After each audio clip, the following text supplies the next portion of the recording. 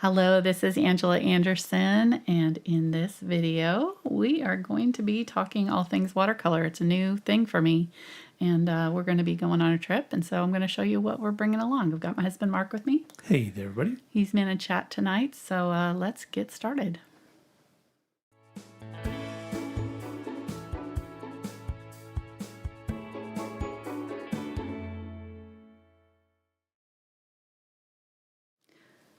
Welcome to the madness. This is the chaos that I've been living with for weeks now. This is pretty much how our coffee table has looked for. Mark's laughing because it's true. 5 weeks. At least 5 weeks. As I've been torturing myself trying to figure out exactly the perfect palettes and paints to bring on a 3-week trip that we're going on to the UK and France. We're leaving Friday, and I am so excited. So excited. Everybody's healthy. We're actually packed. Everything except for my art kit is fully packed. And I'm hoping that you guys will help me tonight finalize my palette. And we'll talk about colors and why I'm choosing the colors that I am. We'll show you all of the... It's a lot. It's a lot. I'm just going to warn you. So why watercolors? So we're going to be traveling, and I obviously can't pack a lot of liquids. And so I'm going to bring a couple of bottles of gouache and then watercolors because it'll just be easier. And I am not a watercolor artist. It is almost opposite what acrylics are, like fully. Although there are some things about it that I absolutely have loved as I'm kind of getting more into it. I've really wanted to do watercolors for years. I've had watercolors that I bought for myself, several sets of watercolors that I bought for myself, thinking I'm going to do it. And then I've done a couple and then stopped. And that's been going on for the last probably 3 years. So this is forcing me in a good way to actually do it. And I'll have 3 weeks of like, this is all I'm going to have to create, you know, and I'm going to be making videos for my patrons while I'm over there. So the $15 level tier is going to kind of get the travel vlog and a few little mini lessons that we'll be doing. And then when we come back, we'll do some acrylic lessons with the paintings that I'm going to be taking lots and lots of pictures, so it'll be great. I'm super looking forward to this. So where do we want to start? I don't know. How's everybody doing tonight? Everybody's doing great. Good? Yeah. Excited for this? I know there have been people asking me for years to teach watercolor, and the reason that I don't is I have no idea what I'm doing. I did like literally one watercolor. I probably could count on 2 hands the number of watercolor paintings I've finished in my entire life. And like I said, it's just a lot different. So I'll show you, we'll start there. I'll just show you kind of what I've already done and what I'm hoping to get out of this, or what I'm hoping to improve on. And yeah, we'll see, you know, because watercolor can be such a beautiful, when done right, beautiful, translucent, gorgeous, glowing colors. This is my first attempt at gouache. So gouache is a opaque watercolor. It's very similar in some ways, but you paint it out of tubes like Mary sent me some paints here. You paint it fresh out of tubes, very similar to acrylics. And you can dry them, but they kind of crack when you dry. So I'm going to bring 2 white and a black of the gouache, and that kind of will help me make my watercolors more opaque if I need that and want that. And I also did a dried kit that is in my little portable painter that I'll show you here later. But so that's a difference between watercolor. Basically, gouache is just watercolor that is opaque, more opaque than regular watercolor. So that's my little gouache test. And what I found was that when you paint over gouache, you can't layer the same way you do with acrylic. So I'm used to being able to put my light colors on top and be fine, but you can't glaze. Like if you go thinner with the paint on top of a paint that's already dry, it will reactivate, and it just kind of washes that layer up, and it mixes and muddies the color. So I was having trouble getting darks and lights. Like it was really kind of tricky to work with. So that's one of the things about, I mean, I like how it turned out. I think it's really beautiful, but I definitely found it difficult to work with, and it was definitely like different. And I think if I know going in sort of some of the tricks, I've been watching a lot of YouTube videos trying to familiarize myself with gouache and watercolors. These are two that I did with a friend at a cafe. We were just playing around. Really had fun with this. I like this one better than this one. I think I kind of overworked this one. I tend to torture my watercolors. That's what I've found. Like I don't leave them alone. And one of the best things about watercolors is that they kind of flow and do really fun things if you leave them alone. And I don't do I like have the hardest time just leaving them alone and letting them do their magic. So that's one thing that I'm really hoping to improve with. This is another gouache test that I did. That one I really like, actually. I think that one turned out pretty cool. That was one of the first ones that I tried too. Well over tortured bird. This was from a tutorial. I've decided I cannot follow tutorials at all. I'm just not good at it. Like I'm too used to doing my own thing, and I can't do it. I think I can make that better, and then I make it way worse. Like it's terrible. It's bad. Don't love my florals. So that is one thing. I'm hoping that some of the flowers will still be blooming. I can do some flowers because I feel like that is something that I'm really good at with acrylics. Like I feel like that's one of my strongest suits with acrylics. I feel really comfortable painting flowers. I love them. With watercolors, not so much. So I really like the blooming effects, though. Like those are intentional, and we'll talk about kind of how to get that effect as far as I understand it. Like I'm not, again, at all expert in this, is very obvious. I'm almost embarrassed to show some of these, but I mean, I think it's good because, it's crazy to me. I've been painting with acrylics for 35 years, super comfortable with them, and I get going with this, and it's just like I have no clue what to do next. And so it's actually been really good for me because I'm doing a beginner lesson right now for my patrons over on Patreon. For the $5 tier, we're doing a new acrylics for beginners whole series. This toward the end of the year, all through the end of the year. We started yesterday, and this has been really helpful for me because it makes me realize like what you don't know, like when you don't know, when you're just starting out with something. Because I've been so familiar with acrylics for so many years, sometimes I like talk about things that people are like, wait a minute, what is that? Or how do you even do that? So it's really been helpful for me to actually be a beginner again at something. So these are my attempts at leaves. Again, kind of overworked. I was trying kind of for some mix of media and adding some gold paint there, but it didn't really work. And the pen over the top was just too much. I do like the salt effects. You can see kind of some salt. I don't think we'll use any salt tonight because it's messy. But I love how the salt looks, and I am bringing a little thing of salt with me, so that's fun. And then this one is the mixed media one that I did last year that I absolutely love how this turned out, and I really would like to do more of this style of art. I started with watercolor, and I added some pencils, and then I finished with acrylics, and then some more pencils and things. Look at the little bee. He's so cute.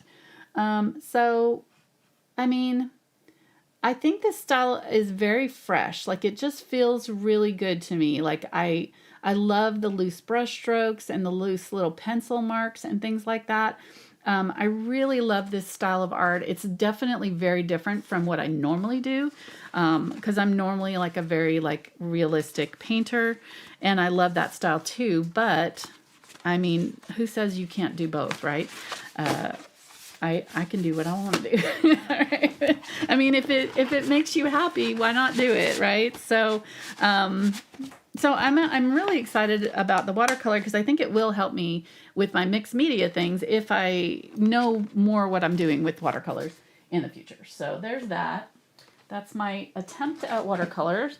I'll show you one more attempt, which was my first attempt at actually painting on site in the 99 degree heat and 8 a.m. and like 90% humidity. It was literally sweat dripping off my eyes. Okay, it looks like a Christmas tree. I'm just afraid.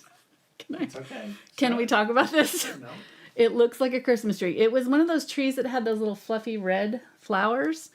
And it originally was like this small, but then I realized my composition had this and this were like in the composition. This is what it was, the photo. It was beautiful. And I tortured it. I couldn't stop. I couldn't stop messing with it. I took it home and I kept messing with it and I kept adding color until that tree is so dark you can't even tell what's what. The stones, yeah, I mean, it's not what I wanted. So very disappointing in myself. But it's part of the learning process. It is part of the learning process, and that's why I'm showing it to you, because even though it's embarrassing, that was in June. So we've been planning this for several months. This was done with my granddaughter, Noah, who is not quite 2. She'll be 2 in Halloween. Isn't that cool? We did drop in. She got that purple and she dug her brush in. I'm telling you, she was all about that purple. I've wet the page. So if you want to do this with your kids or something, I wet the page and then just filled up the brush with really juicy purple. And she just smushed it around and it, flowed out. And then we dropped in white paint in there, or white. I think it was just white acrylic or white watercolor that I had on the palette. And then I gave her a white pencil and she drew over the top. So anyhow, super fun. I love doing these kind of scribble art things especially with really young kids, because she loves it. And every time I see her now, she wants to do art, or she gets out her paints and shows me when we do Zoom calls. She's always getting out her paints and showing me. So I love that. Mm-hmm. All right. Am I talking too much? No? Okay. I guess that's what we're here for, right? We're here to talk. We're here to talk, yes. Okay. So let me show you what do we want to do? So what has your goal been? What has my goal been? Yeah, to get ready for this trip. My goal has been to get my art kit down to the smallest amount of stuff possible. Okay. And still be able to do a completed painting that I really like. So that's been the challenge, is like, what is the essential stuff that I will need to do a decent job at a painting? And I know I definitely need gouache, because I'm just not talented enough with watercolor to do it on its own right now. I'm going to have to paint white over some areas because I just won't be able to leave those alone. I just know myself, and I know I can't do that. I'm much more of an opaque painter. I'm just too used to it. So, and I don't really feel like I have to. I mean, I think I want watercolors to work for me, not change everything about my art style to suit them.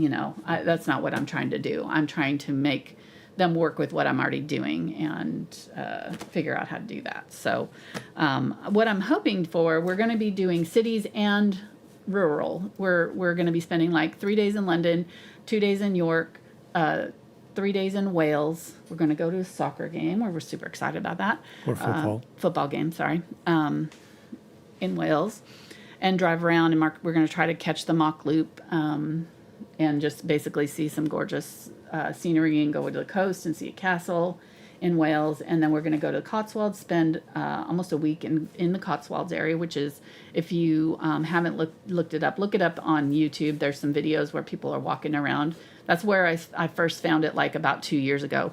I just watched these videos of people walking around the Cotswolds, and I was like, oh my gosh, I have to go there someday. And then this opportunity came up, and I was like, yeah, that was like number one place I was wanting to go. And then we're going to go to Bath. And guess what's happening in Bath? The Jane Austen Festival. What? So I'm a Jane Austen freak and favorite author, read all her books multiple times. And there's going to be people dressed up in Regency, and Mark won't let me dress up. So No, I didn't say that. But we're going to take lots of video of it. We're not buying clothes to dress up. Going to be geeking out. We might rent or something, but we'll see. Yeah. No, it's not fitting quite anyhow, the timing is not exactly perfect for what our schedule is anyways to do that. But we're going to get to see other people enjoying Bath and in costume. So it'll be really amazing. And there's a lot of little festivities. We're going to go get high tea at the Jane Austen Center and all that kind of fun stuff. So those are the places I'll be. We're going to go to Stonehenge as well. And then we're going to go to France and spend a week in France in Bordeaux. Mark will be working all day. So I'll have all week to just kind of do my thing, go to cafes, go pick some flowers, who knows what, go to flower shops and antique shops and stuff like that. It's a really beautiful city. We've been there 20 years ago, literally. So this is our my last time in Europe has been 20 years, and this is the first time in about that amount of time that Mark and I have done a major trip by ourselves for more than a weekend getaway. So we're gonna survive 3 weeks together. It's gonna be interesting. Of course. That's what the pandemic was preparing us for this moment. That's true. Yeah, we figured that was the first time in our whole marriage that we'd been together for any length of time like that. All right, so that's the goal is to. So we're gonna painting some cities, probably painting some churches, painting some landscapes, painting flowers if there are any. Painting maybe coffee cups, who knows. I want to do as much art as I can. So let me show you the kit that my major kit here, and then my minor kit here. So the major kit is for the hotel, basically. This is not going to be the day, I can't bring this around every day with us when we're traveling around doing stuff, but there's stuff in here that I'm going to put in my purse. So this is, I think, this is my purse kit. Maybe we should start there. Should I start with my purse kit? So this is my purse kit. This is going to go, it fits in my purse just fine, and it's got a bare minimum. So it's got a couple of little tiny sketchbooks. There's 10 pages in each. There's cold press and hot press, or that's opposite, hot press and cold press. Papers, cold press is just more textured than hot press. Hot press is smooth. And then I've got these little mini palettes. I fell in love with these. These are by Art Toolkit. They're not sponsored. And I put my sticker on there, obviously, because you have to make it cute. But they're really tiny, and you fill these little trays. They've got a magnet there, and they've got these little empty wells, and you put your paints in there, and then you let them dry. And then you've got these little customizable paint tins, and there's my colors on the back. So I picked a basic split primary for this. It's not focusing for some reason. There we go. Hansa Yellow Light, which is that lemony yellow that I like to use. Cadmium Yellow Deep, which is a MaimeriBlu color that they sent me that I really liked, which is close to New Gamboge or something like that. It's like a bright orangey yellow. And then Pyrrole Scarlet. I thought it was Pyrrole Orange, but it was Pyrrole Scarlet, which is like a cadmium red light or something like that. Then Quinacridone Rose. I was tempted to use Quinacridone Magenta because that's my normal magenta to use, or red to use, but the Quinacridone Rose is actually really pretty. And if I mix a little bit of phthalo blue in it, or ultramarine blue into it, it kind of can get a little bit more magenta-y. And I also already had magenta in the tool kit that I'm going to bring, or the palette that the bigger palette that I'm going to bring. So I already had magenta. So I picked a different one so that I could have a different, oh my gosh, come on, focus. There we go.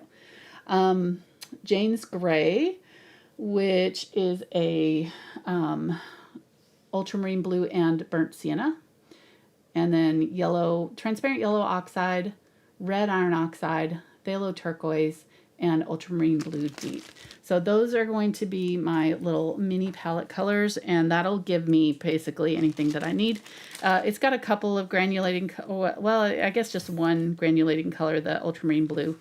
Yellow, I think the yellow oxide is also granulating. The other thing that's nice about watercolor that I really like is not only the flow, that the colors really merge and mix and do all kinds of fun things, but that they also, some of them will kind of create these kind of granulated textures and things. And I just really love the look of them. And I'll show you what I'm talking about here in a second. So how did you arrive at those specific colors in that small tin? Well, I did several weeks of testing of different colors, and the very first thing here, I'll open this up here. This is my little portable kit. I really like this case. It's got a magnet here that is really strong, and so it clicks closed, and then it sets up right, and it's got room for stuff. The only thing I don't like about it is not tall enough for regular size brushes, so I can't really bring any of the regular brushes that I have, but I do have some travel watercolor brushes that Princeton sent me, and I bought a couple of other brushes that are in here that I'll show you, but this is the first palette that I bought. It's called a Portable Painter, and it's pretty cool. It's very ingenious, actually. It's got these little a little case, and these are your water cups.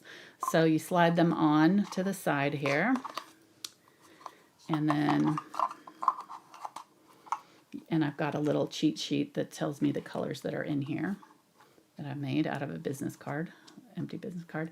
And there, it sets up so you can set it on a table. It sets up like that, or you can hold it. I added this little ring to it, which it has to be super flat because it barely gets in the case with this.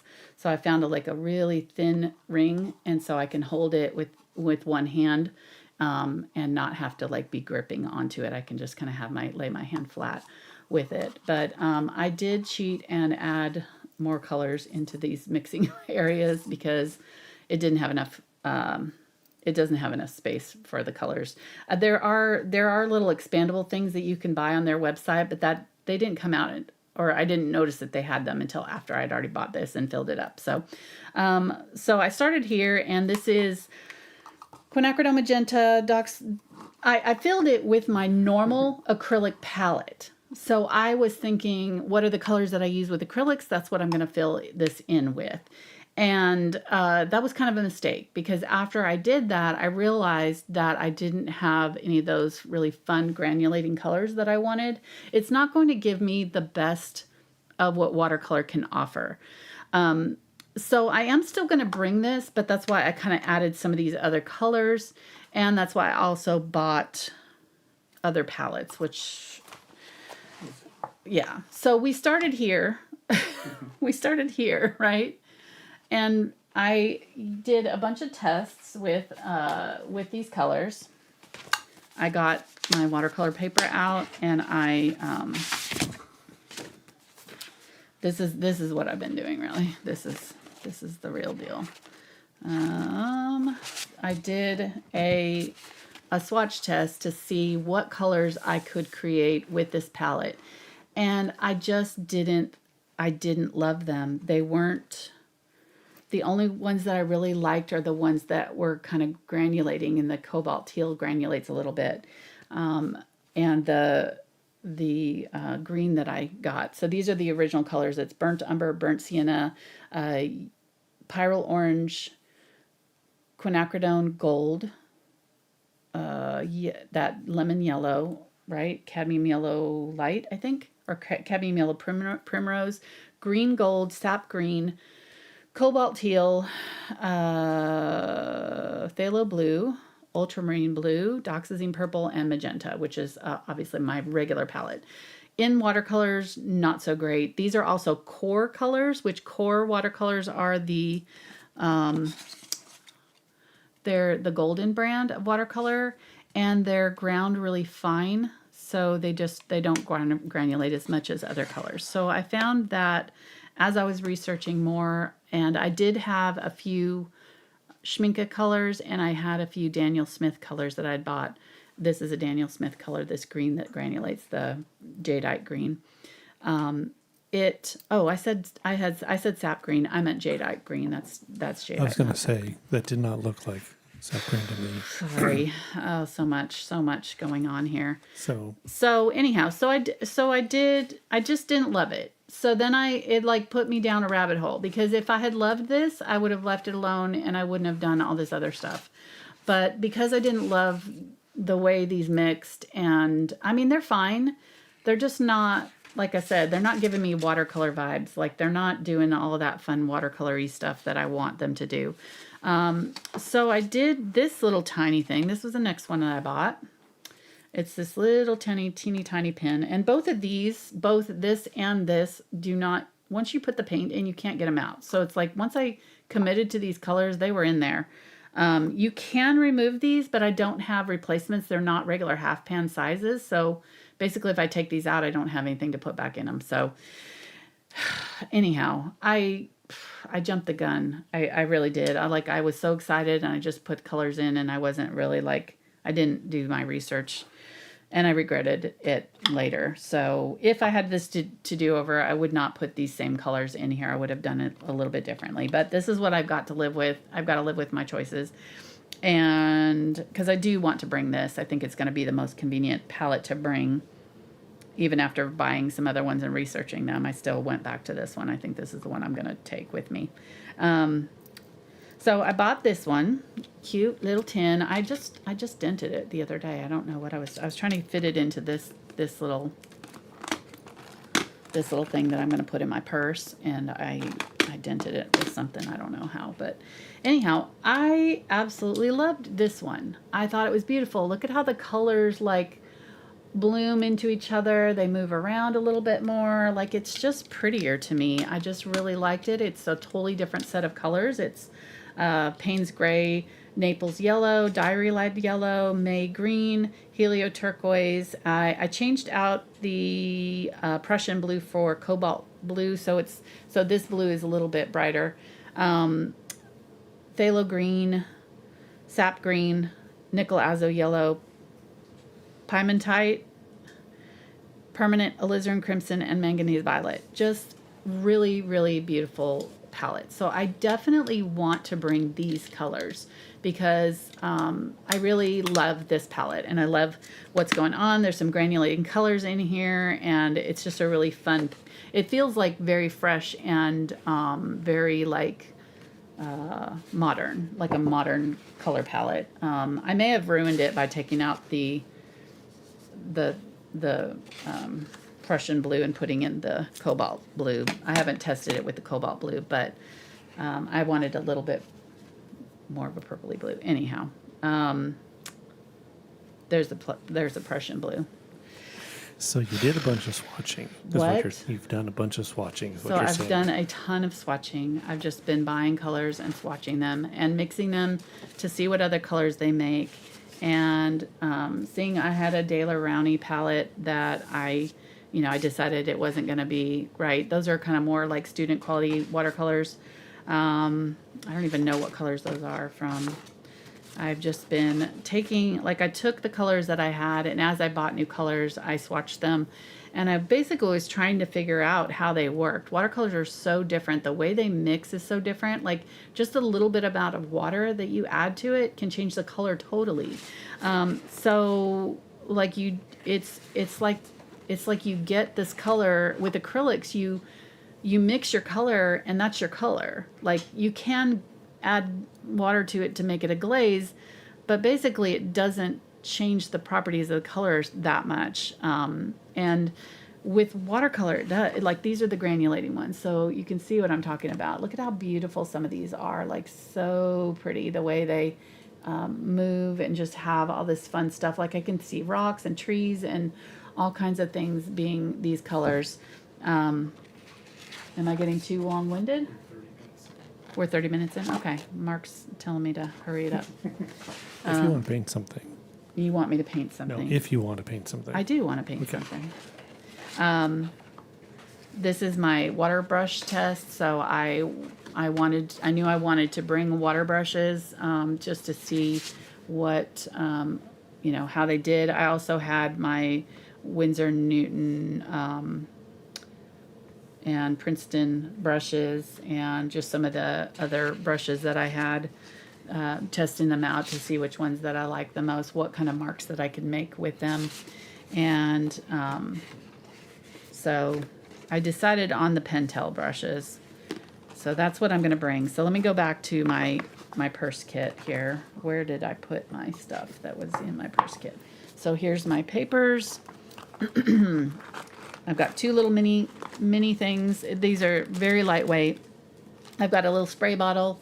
I've got a little water droplet, and this puts the water into the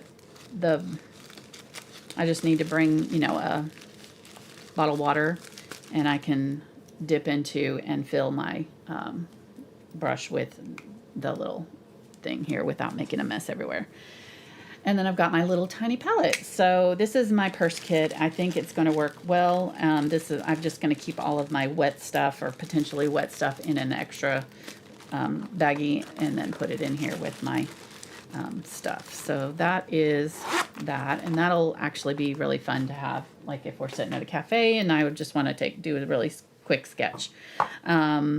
This is again my I have time to sit down at our hotel or something palette, and I'll be using it. Well, no, I'm not going to swatch. Well, I'll decide as we get going here whether I use this one or not. But it's got a little thing here. One of the things that I like about this one too is because it's got this little rubber band on the side. I can use my brushes. And I wasn't going to bring this case that comes with my brushes, but then I saw somebody do this and I was like, genius. I'm totally bringing my brush case now, so you can do that. And so as you're holding it, you've got your brushes right there. Really cool. Yeah, so that'll be fun. All right. Sorry, I knew this was going to be kind of crazy. This is one of my favorite things. So watercolors takes a long time to dry. I should probably show my notebook too that I'm bringing. It's a very small Hahnemühle. I'm not sure if I'm saying that right. I did not save the cover, so I'm sorry I don't have it. But this is the cotton one. They have some that are not cotton.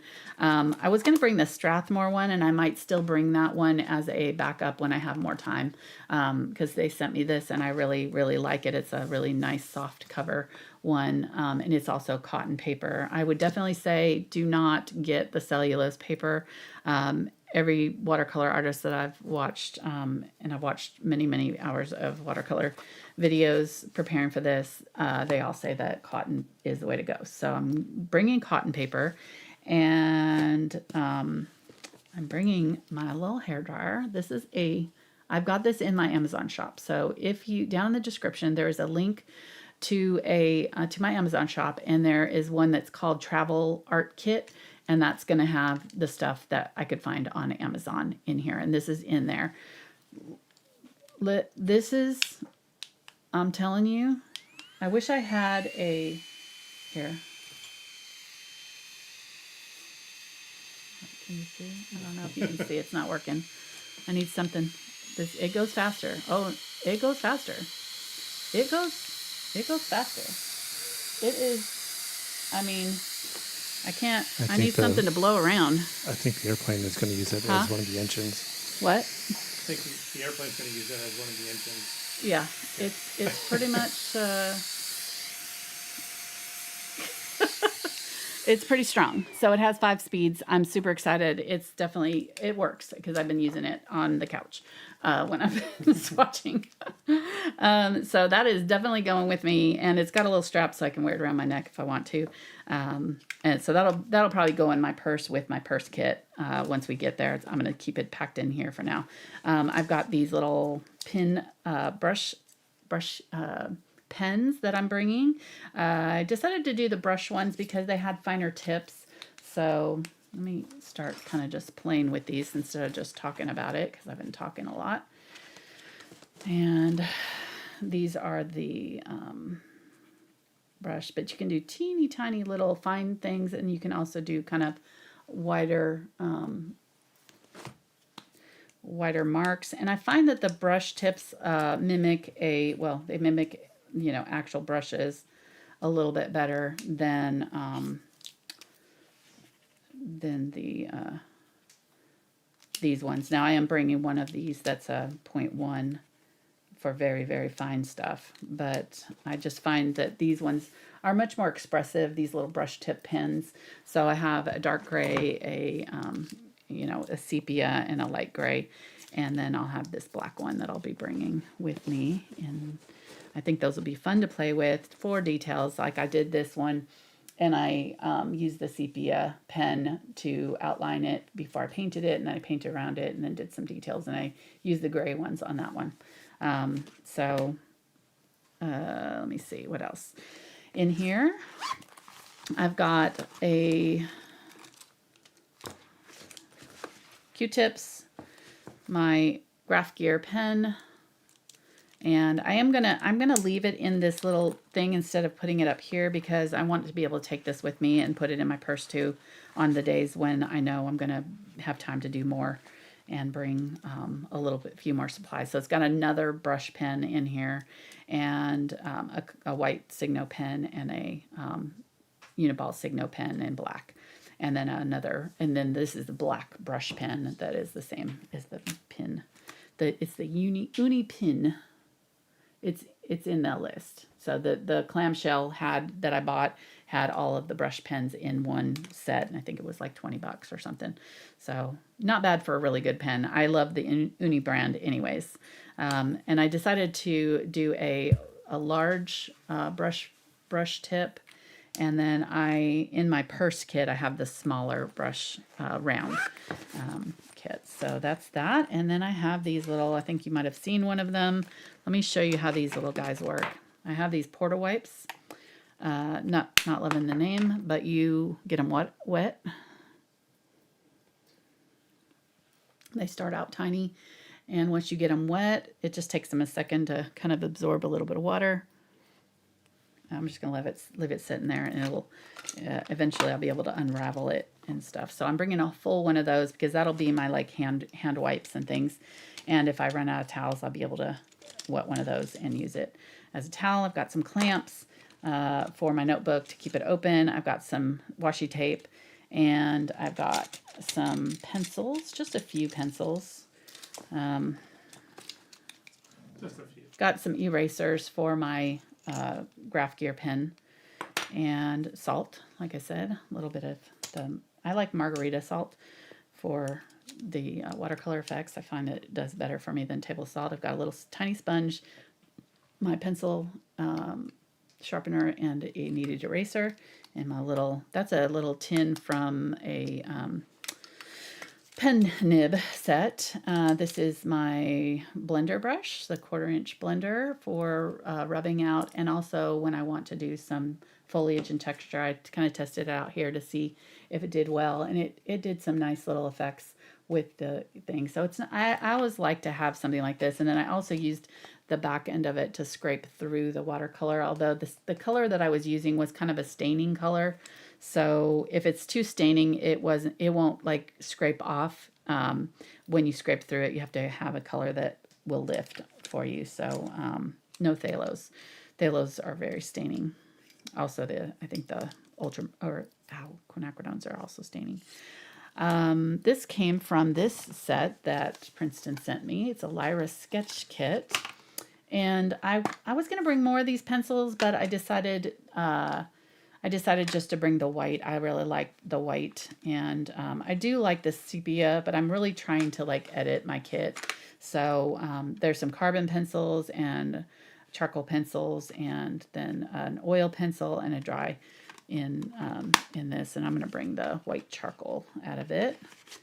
It's similar to the one that I use here, probably the General's charcoal white, but it's fresh and new, and now I'm going to bring it. So I'm bringing a Faber-Castell, just light orange pencil, watercolor pencil, just to do some light sketches, because it'll dissolve away and be pretty easy to hide.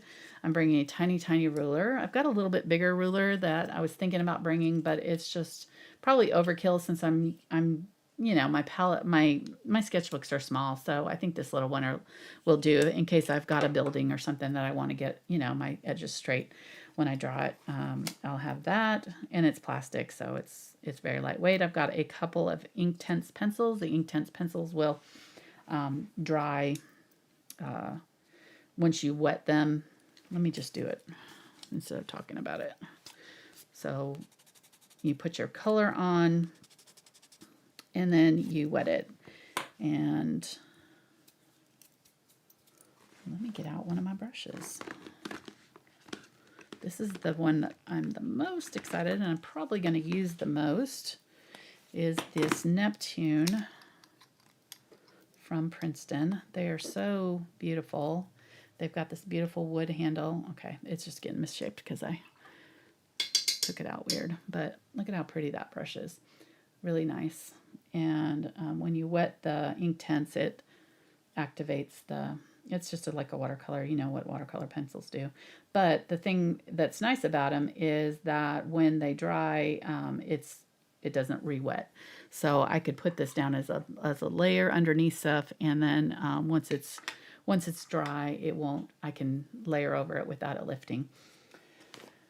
So there's that, and then you can also work wet into wet. So you can they kind of do darker marks if you go into a wet page. You can get bigger lines and thicker lines and more intense color from them. So those will be fun to play with. I really wanted to bring more colors, but again, I'm trying to edit down. And then I have this carbon pencil that I really love.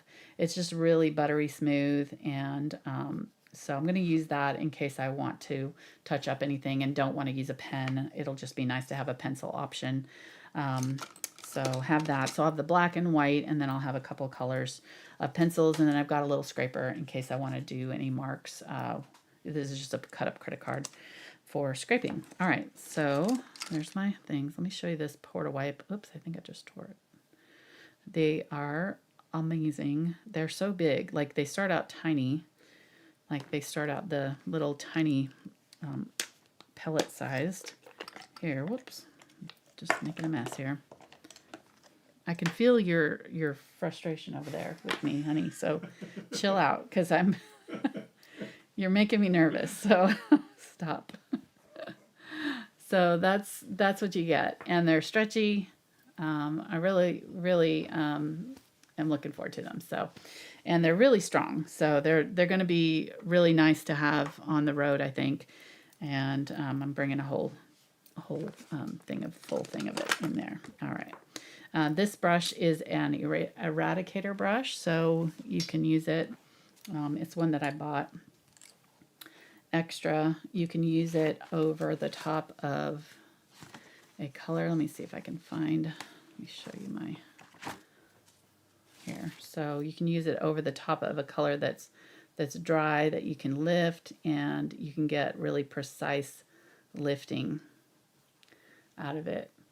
So I don't know how much, if I want white, I may just put gouache over it. But if I want to play, at least I'll have that option. So I'll have that little brush to do that, or soften the corners of something if I put it on too thick. I also have a smaller round of this, and then I have a really small one of the Princeton Aqua Elite, and so it's a little bit springier, more like a liner, almost like a rigger brush. So that'll be for detail if I need it, and then again, kind of a mid size of this.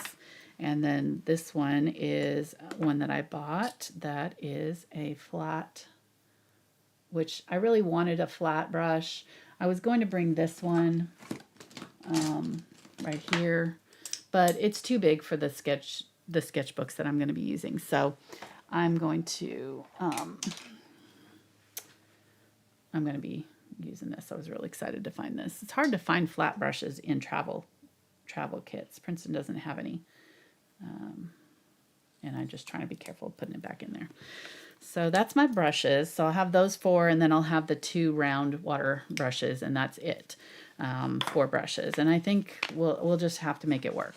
And this thing is a viewfinder, so it kind of just helps you find your composition, hold it up and kind of use that way. I've got some odds and ends. And then in here, these are the Swedish dish towels that re-wet with water, so they're kind of dehydrated towels. And then this is a little gadget thing that Mark made for me. Whoops! It started out life. I just scared the dog. It started out life as a clipboard. Cut it in half and cut a notch in it. And then I made the mistake of painting it black, so now it makes marks all over my sketchbook every time I put my sketchbook in it. He's hiding over there with Daddy. So if you're wondering why there's black on my sketchbook, it's because I painted this black. So what you do is you lay this on your sketchbook like that. You open it up and you lay it in like that. And then you open your sketchbook up and you use your clamps to clamp your sketchbook closed on it. And I have different clamps. I'm not sure if I'm going to use these ones. Well, I'm going to bring these ones for sure. But I have other ones. And then I have a... Where is it? I have... Oh, in here. I have in here. And this is going to go with me because this is going to be like an extra mixing palette. I wanted more space, so I'm going to use the lid of this for a mixing palette. And then the inside of it for another water tin if I want to. I can wear this on my wrist as a towel. I can tuck this in. This is one of those little dehydrated things, so I'll have that kind of like that to brush against. This is my, this is my process. And then this will have a clip here. I put magnets here, but they weren't strong enough, so I'm going to have to use this clip here. And then I'll have one of my portable painter palettes that can go here like that. And it's magnetic, so it'll stick nicely, and I'll be able to use that. Or I can use this one as well on here. I just have to clamp it onto it with these. So I have extra clips for if I need to clamp. These clamps go over the top of the lip of that one too, so that it can hold on. So it'll be a nice little kit. I can hold it like this and I can paint, and it'll have the palette on there, and I think it'll be really handy. I can also attach my brushes to the magnet or the loop here. I can put my brush actually through here like this. I probably won't paint on both pages, so most likely I'll be doing this and have it open like that and have, be painting on this side and have my brushes here and then my palette up here, potentially. I don't know. Again, I haven't actually done this in person, so I've watched a lot of videos about it. I've tried it once, and we're just hoping for the best. I'm trying to prepare for every eventuality, and it's not easy since I don't know what I'm doing. So we'll let you know how it goes. But that's the kit, and let's start painting. I'll put this all away. Can you share what we got in the mail this week? I did. One of our followers sent us the sweetest note. She sent us a card, and let me put this away here first before I don't want to lose anything, because this is the actual stuff that I'm bringing with me, so I don't want to misplace anything. All right, so let's set this aside over here for now. I am going to leave this brush out so that I can paint with it. I'll probably use my portable painter here. Let me put away my stuffs. Here, I'll let you have that, and you can put it away for me. Okay. One other thing that I did is I did these like deep dive into certain colors that I knew 100% that I was going to bring, and I mixed them with every color that I was potentially going to bring, just so that I could see which yellow mix the best greens with that color and that kind of thing. So I knew I was going to bring French Ultramarine for sure. And so I could see where, you know, how it did with magenta, how it did with quinacridone rose, and, you know, all these different colors. And then I also did goethite, which is a color that is really cool. It's like a brownish, almost like a yellow, but not quite. It's really beautiful color, and it's one that I just, you know, several of the YouTube artists were talking about it and raving about it, and I could see why, because it mixed beautiful, like lovely, really muted colors. So I'm definitely bringing it, and that really helped me to narrow down the other choices of colors, though. Doing it this way and doing this kind of research. It seems like a lot of work. It's actually super therapeutic. I love swatching. I would just sit and watch movies and swatch for days and hours, and almost find that even more fun than painting, actual painting. It's like, it was like so relaxing and nice. So I think that's why you see so many of these, because I really found it very relaxing, and it, you know, I was researching and figuring things out, and don't get me wrong, you know, I definitely did find it helpful for narrowing down my choices, but at the same time I just was having a blast. So watercolors are just really fun, and the nice thing is I can do them without any prep. I can just start whenever I'm ready to start. I don't have to like have a palette and set, or, you know, have a separate palette and set my paints out wet and then deal with them after. So here is the card that we got. This is from Zena Jones. So sweet. And she sent us, look at this. She sent us money. Pounds. They look fake. They're so pretty. Look at how pretty they are. I mean, they're like plastic.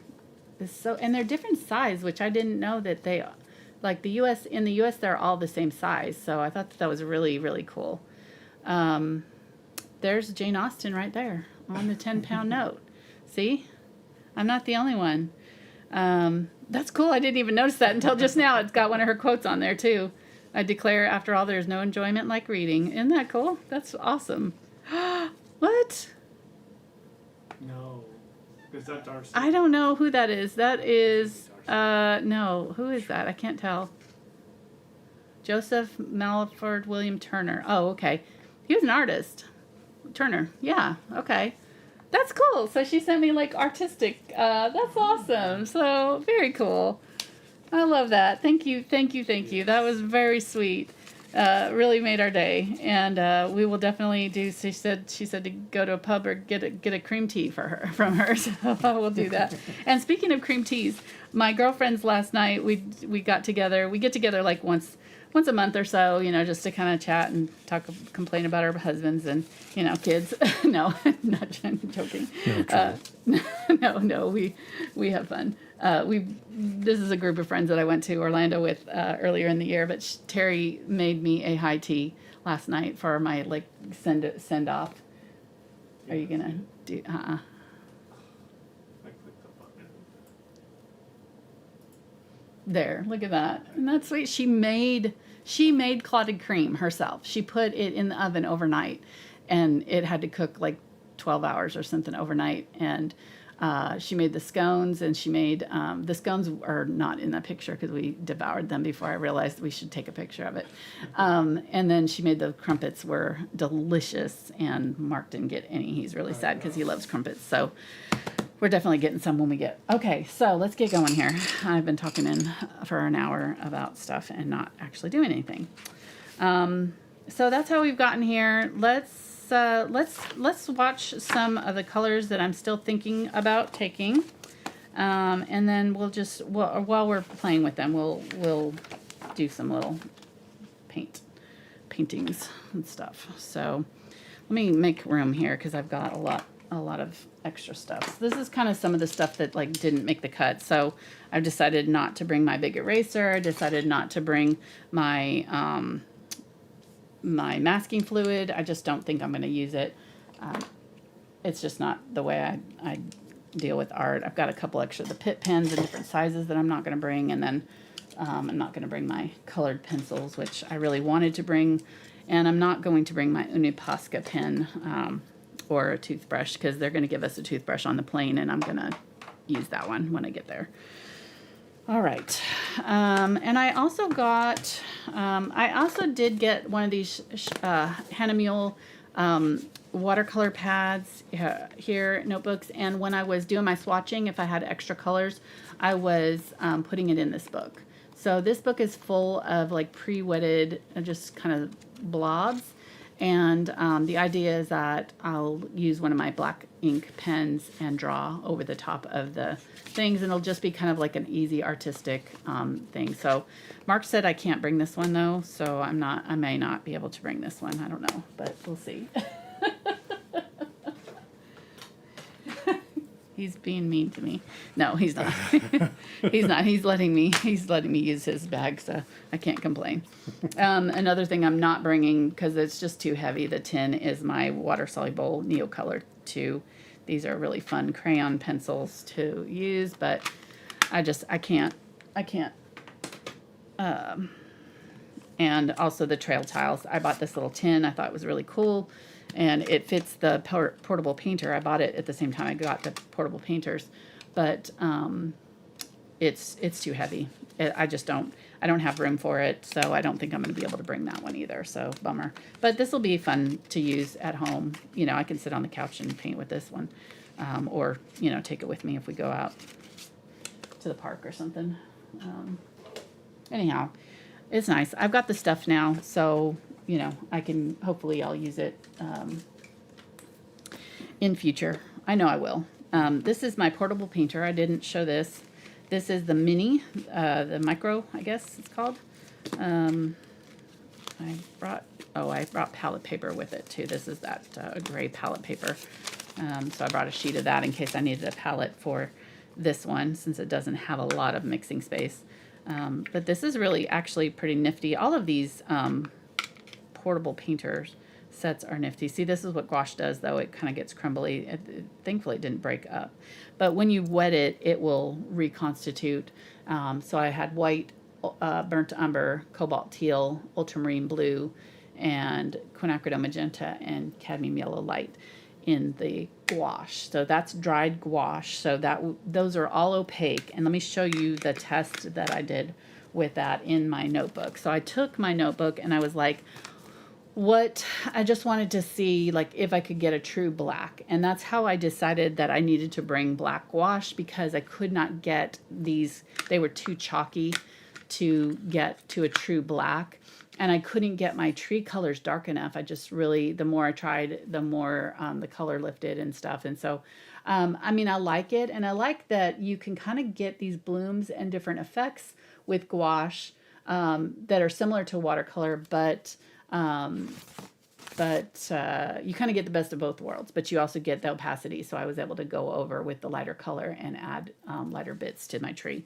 But having that fresh gouache in the white and the black, I think will bump up this. So I may still not bring this. I'm not really sure if I've got room or not. Because I don't think I'm going to need it, because what I can do is add the black and the white fresh gouache to my watercolor colors, and they're fully compatible, and it'll make them gouache, basically. It'll make my watercolors into opaque colors. And some of my watercolors are opaque, so we'll talk about that. So that's probably in the maybe pile. I don't think that's going to come with me. All right, let me get this off. Oh, and I wanted to show that the ones that I am bringing. So this is my little toiletry kit. So I left a little room in the corner right here. I decided on the Arteza because it was a little bit more fluid. My Daniel Smith or my Winsor & Newton kind of dried out a little bit.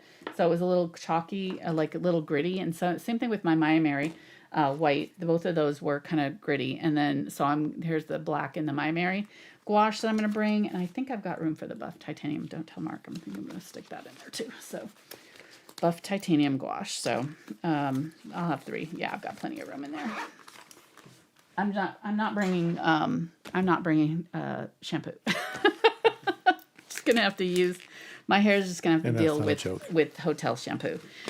Another thing that I think I'm going to bring is some watercolor cards to send to friends and family. So I've got some watercolor cards from Strathmore that I'm going to try to sneak in my kit and pre-address them, so I'll actually do it, because otherwise I won't do it if I have to, you know, work at it.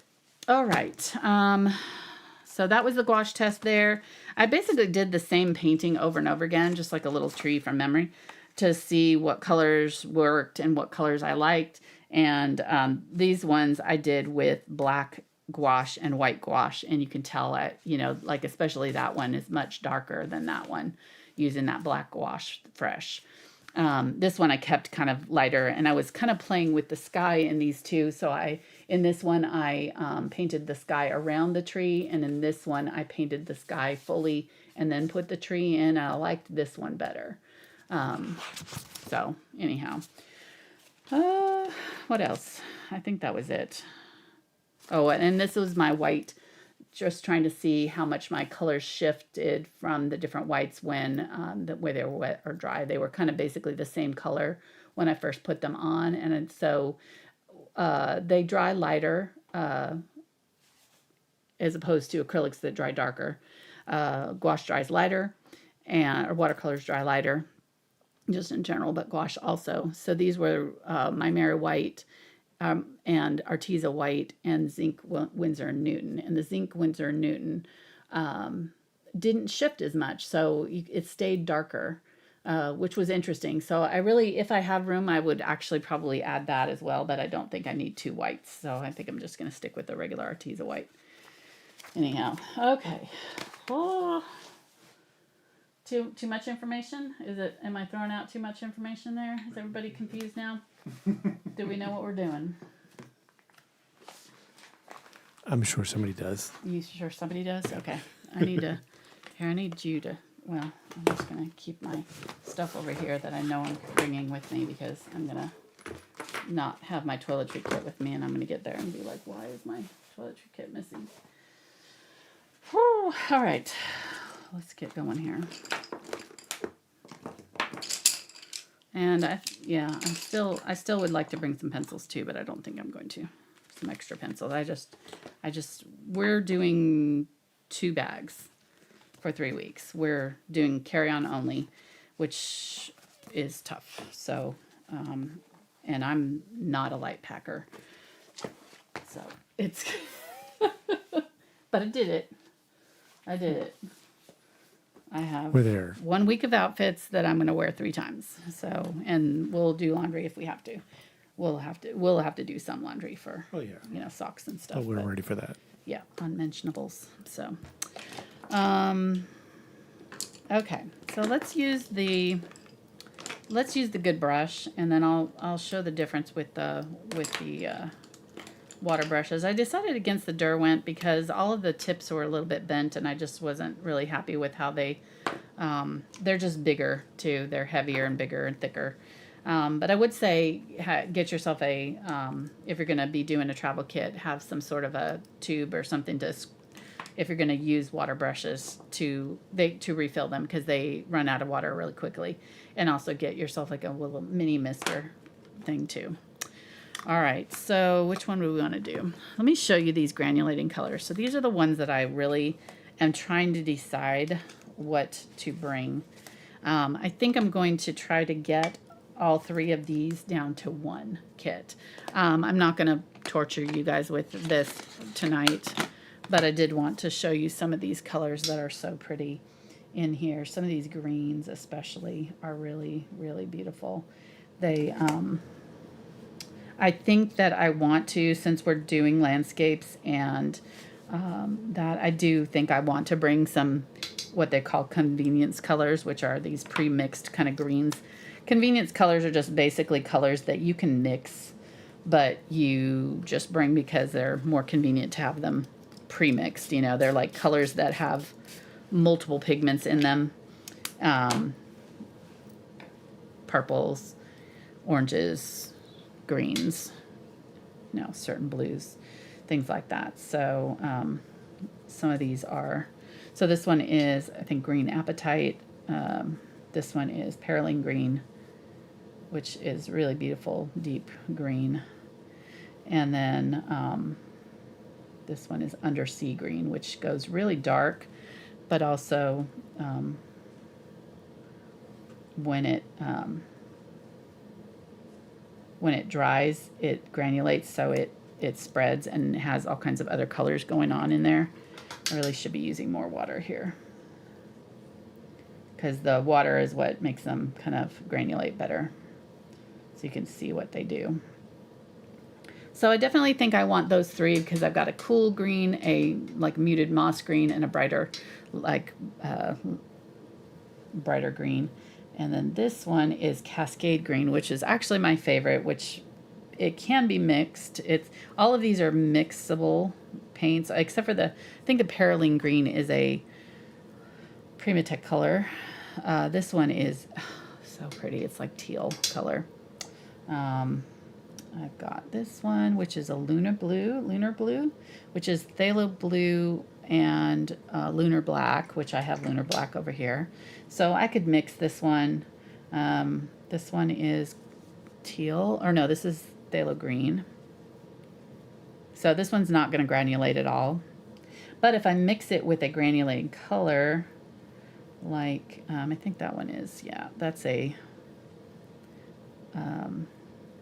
green, no, that's quinacridone gold, then it'll granulate. So I think I am going to bring the Phthalo Green, just because you can mix such a variety of colors, and I'm used to having it on my palette, so I think it'll be easier for me just to have it. You know, I am going to bring familiar colors like that. I feel like I need to bring colors that I'm familiar with already. Oh, I already had that one out there. Okay, so this is the Goethite, that brownish color that I told you about.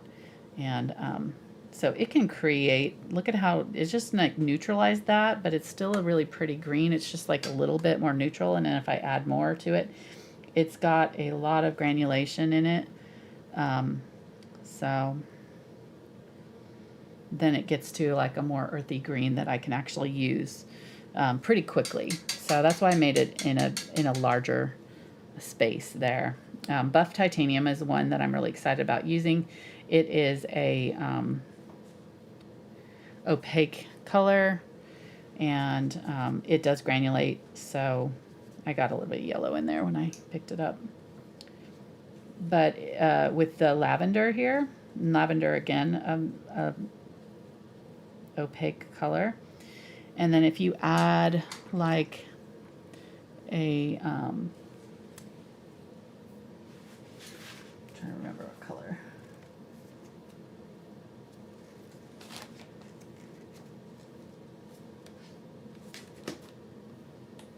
Goethite, yeah, the Goethite. It all of a sudden becomes like a sandy beach, or shadows of a rock or something like that. So really beautiful. I decided to bring a large cerulean blue because it's just kind of the perfect sky color. I don't normally use it on my palette at home, or you know, with acrylics, but because it's so kind of translucent and light, I think that'll be really pretty. It's not as dark as like a phthalo blue, which I don't have on this palette. It's on the other palette. It's on this portable palette. This one is Indian Throne Blue, so it can start out kind of, it's kind of a purpley blue, but then it can go really dark. No, that's ultramarine. That's weird. Okay, so I have a small ultramarine in this palette. This one doesn't have the Indian Throne, I guess. All right, so those are my favorite colors there. I'll show you the Lunar Black too. We'll add the Lunar Black to the Ultramarine Blue, and you can see what they do together, because they're really cool together. Makes a really beautiful kind of stormy gray. But you can already see, especially that Lunar Black, Lunar Blue, look at that. What is going on with that color? So pretty. And then there's that Cascade Green. Look at all that happening in there. I didn't add anything to it, but it's kind of blooming out. One thing with watercolors, if you leave these little puddles here, I probably should have done that, because that's why it bloomed out right there. If I kind of soak that up off that corner where it's drying, it won't do that. Although I don't mind it, like this one's going to do it too. Because what happens is this dries first, and then that water, anytime there's water with watercolors, it's just going to try to find an outlet, and it'll push back into that dry area. So anytime you have kind of a big puddle, you should kind of sop it up so that you don't get that bloom, unless you want it. All right, so let's kind of play, what should we paint? Let's paint a little funky mushroom, since that was kind of on our list of things to do. All right, so you can do watercolors a couple of different ways. You can do like wet into wet. So say I want to, you know, get some like really fun, like little sparkling effects. I can paint. I don't have my thing drawn out. I probably should have drawn it. See, this is another thing. I'm not used to having to draw my stuff ahead of time. I kind of just go with it. I can't see where I wet that paper. So there we go. Right, there it is. It's right there. Boom. So I'm going to get some quinacridone rose and just put it in there. Look at how pretty that is. Just kind of moves around. And if it's super wet, it will, you know, it'll just keep moving. I want to take off some of that. This is 100% cotton paper, by the way. This is my Strathmore Visual Journal. So it's been great to work on because it does get a little bit wobbly. It's not super thick, like it's not as thick as some of my like Arches paper or something like that. But it's been just fine for what I need, you know, for practice purposes. The Hahnemühle that I'm using is going to be a little bit thicker. Oh, see, this is my light side. I shouldn't have put that darker color there. See, this is another thing that I'm noticing is that I don't really plan ahead as much as you need. Like, I'm not used to planning ahead as much. And with watercolors, you kind of need to. So you need to be like kind of more strategic about where you're placing your color and think a few steps ahead. And I just kind of jump in there and do my thing usually. And then layer over it if I don't like it. You know, I have the ugly stage going on. With watercolor, you kind of don't want to have an ugly stage much because your ugly stage is not going to go away like it does with acrylics. You know, it's going to stay.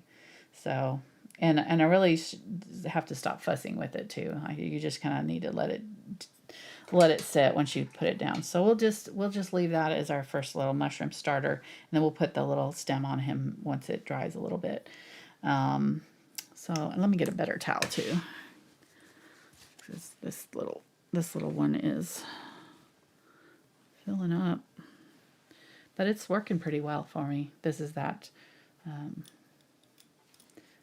little nubbin one that I brought. How's chat doing? Do they have any questions? Do they have any comments? Do they want to see anything in particular? No. Nobody? Is nobody even watching? There's some people watching. A few? We've been talking about food and stuff, and Okay. there's some people that are interested in learning the watercoloring, so they're excited about your new adventure. Good, good. Got a recommendation to go to a place called Choosing Keeping. Choosing Keeping. Which okay. is in London. It's like a stationery Yes. book art store. Yes, I'm So there. I just added it to our Yay. Google Maps thing so that way you can Awesome. swing by there. I'm excited.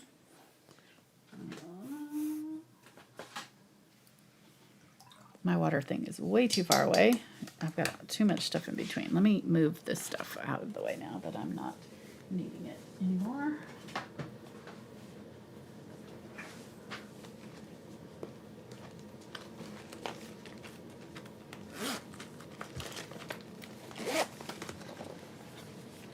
Thank you. I need to put those. Oh, and that's my portable water cup that I'm not going to use, but it's actually pretty cool because it pops out pretty big, but it folds completely flat. So just since I went back to deciding to bring this, I don't need it because I have the water cups in it built in. So if I was not, yeah, so I forgot to mention that I had bought this one. So this is the next one that I was going to bring instead of this because I have all of my paints, all of my watercolors I put in these little half pans, and I put the color names and things on them. And so for most of the swatching, this is what I was using. And I just put the little DS on the side for Daniel Smith, and then the color on it, and put a magnet on the bottom of the half pan, and used this. And I had some gouaches in here that I was using to help mix. They're dried now and kind of crusty, but anyhow, so this really helped me kind of figure out the colors.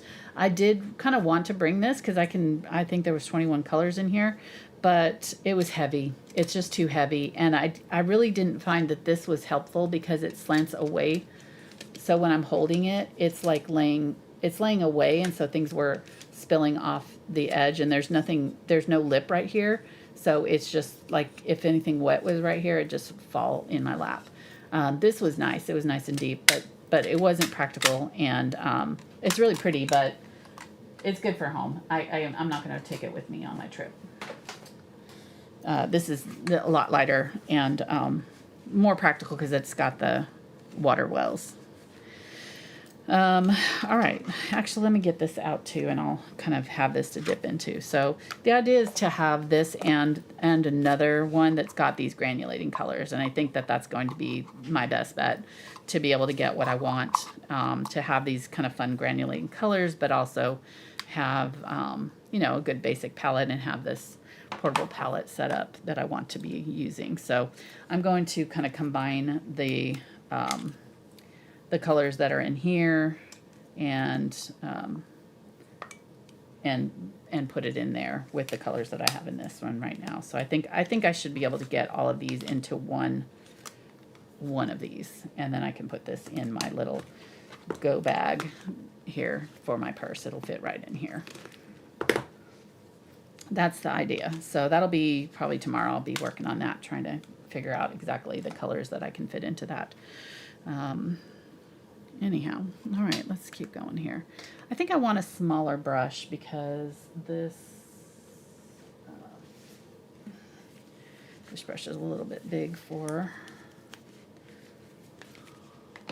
smaller stuff. Let's do let me see if I can open this up and paint on this side.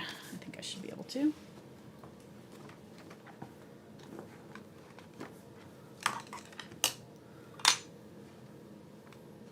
Can you take those? Thank you. All right. That's still drying, so I just want to leave that alone for now. I'm going to move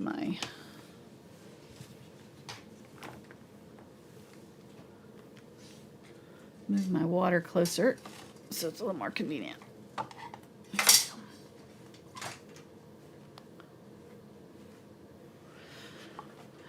Yay, now we can do. All right.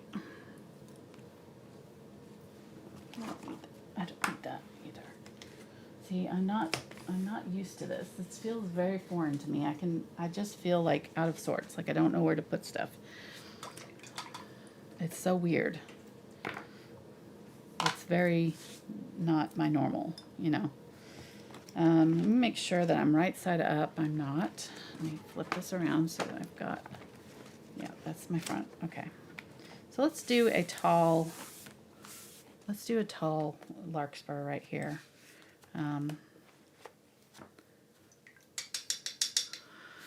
So it's got like purples and ultramarine blues. So I'll grab my Dioxazine purple.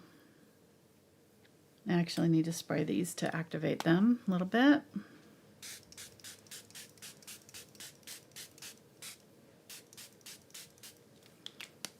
Okay. And then I want to add a little bit of magenta probably. And let's start with that. And with watercolor, you want to start with your lighter colors. That's what I've been learning.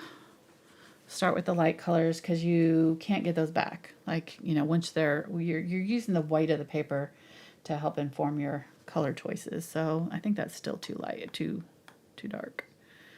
One thing about the core colors, the golden core that I'm using in this kit, there's a few. This one's Daniel Smith, and maybe one or two of the other ones are Schmincke, but most of them are core, and the core are very, very tinted, and so you have to be careful. Like, they're kind of hard to control, which I didn't know about them when I first bought them. I just thought, oh, Golden's. I like Golden's acrylics, so let me buy their, watercolor, and just using the edge of the brush to kind of create some petal shapes and kind of lighter colors. And then we'll pull through, and let's add a little bit of maybe a little bit of this green here. I haven't cleaned out that purple in my brush, so it's got a little bit of the purple and warming it, and let it kind of touch into that a little bit and move. Let's see. Oh, that's pretty. Trying to keep it light. Is my light too bright here? I don't know. But your biggest fan is here. Huh? Your biggest fan is here. Noah. Hi, Noah. How you doing, sweet girl? She's my granddaughter. Yeah. Hi, Noah. Grandpa's here, too. Peepaw. Peepaw. Yeah. Oh, Fitzy just growled from the other room. Like, Oh, no, not that not one her. again. What you doing, Noah? We didn't get to see her this weekend. She wasn't feeling good, so we're really sad. We'll bring her some fun stuff. We were just talking about today what we were going to bring back from our trip. What we can fit in our suitcase, in our minor space that we've got. Whether we want to bring another bag just to bring souvenirs back. And all right, so while this is still wet, let me see if I can get. Oh, there you go. Get some of this darker purple, like right at the bottom of some of them. And if you go thicker with your subsequent layers, thicker and a little bit darker, then the paint doesn't move as much. So if I want it to stay kind of closer to that, I can use a little bit thicker purple and it won't move quite as much still. But look at how fun that is. Maybe zoom in just a little bit, honey. It feels like it's kind of far away. You'll need to move it over a little bit. Okay. Yeah, I can't move this under because I've got stuff wet over here. So just trying to manage the wet. Let's go ahead and do a little bit of green here on this stem down. Just mixing some of that darker purple into that. Down, and then do a few more petals. I think I'll go ahead and use that green with that purple. The nice thing too, or the kind of interesting thing that I found with watercolors is that they shift so dramatically with just the tiniest little bit. That's why, like, if you've ever watched a watercolor video, they'll say, keep your water clean or whatever. Or I'll have like a mixing color that's just for cool colors, and then you have another one for warmer colors, because man, the tiniest little bit of another color changes dramatically what's happening with the paints, the paint colors that you get. So I definitely can see why they say to do that. So I'm gonna thin that down and maybe add some blue down here, ultramarine blue. And maybe we'll do a little bee over here. There's a bee in my picture that I'm looking at. So maybe do one more flower right here. And, well, we've got that stem there now, so I have to live with my choices there. I'm trying not to over torture these petals. I tend to like go in and then not like something and then like touch it up again, but I've kind of learned that you really can't do that with watercolor. You just kind of need to live with what happens and be a little bit more willing to embrace the chaos of everything. So I I'm definitely not, I'm definitely kind of more of a fussy painter. I paint layers and then I come back and I paint more, and then, I do like multiple layers, and you can do multiple layers with watercolor. I'm not saying you can't. I'm just saying it's a kind of a different techniques that you have to do with them. So I think that looks pretty good. I like that. I would, I wouldn't be embarrassed to have that. Let's do a few little stems out to the flowers. So I did it up there. I think that's good enough. And there's some little leaf things coming off.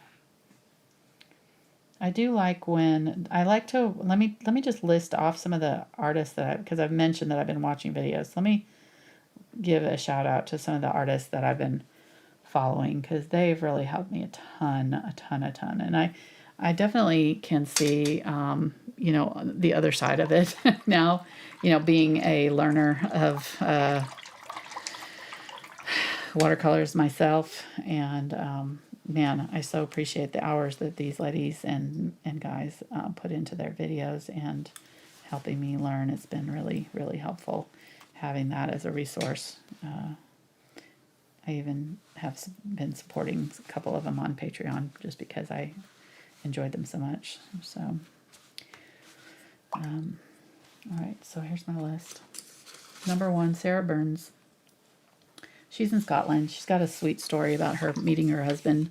She's an American. She met her husband, who's from Scotland, on a train in Scotland when she's like, it's the coolest story. It's like a meet cute, from a rom-com. It's so cool. And, that she's been living in Scotland now.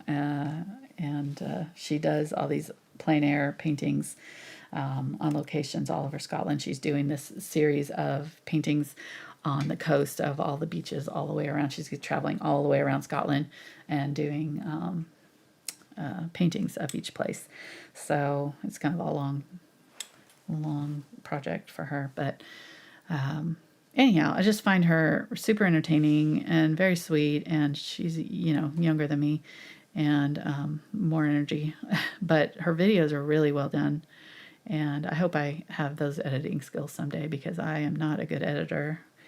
And I really don't enjoy it at all. And anyhow, so I'm putting a little bit of white here in the centers of these. I hope that's not a mistake, but there's like a little bit of white that's coming up from some of these. So I just kind of want to see. Now see, this one's already kind of dry, so I can't really do much with that. But what happens is like you can see it's kind of blooming out. If you add wet watercolor into areas that are drying or whatever, they spread out into it. And but I love that. I love the unpredictability of it too. I think it's so pretty. And it's one of the things that I like the most about watercolors. So I definitely don't want to torture my watercolors. Like I want to figure out how to do that in a controlled way, as much control as I can. Which I keep reaching way far over and missing my water cup. Here, you're not seeing it, but it's like I keep like, here's the rim of my cup, and I keep like dipping behind it. Okay, so Sarah Burns, super sweet. Sarah in Scotland is her art channel. She's amazing, and her art's gorgeous. And yeah, check her out. Maria Raczynska. I am butchering that. Raczynska, I think that's how you say it. Super amazing, beautiful watercolor. She's the other one that I follow on Patreon. Karen Rice, really, really good. Frugal Crafter, Lindsay Weirich, obviously. Natasha Newton, she's another UK artist. She does more stylized art, but her videos are really entertaining. And she does these like travel vlog things that I'm going to try to mimic her style of the travel vlog in my videos for my series, where she just kind of shows really cool, location shots and then does some little art.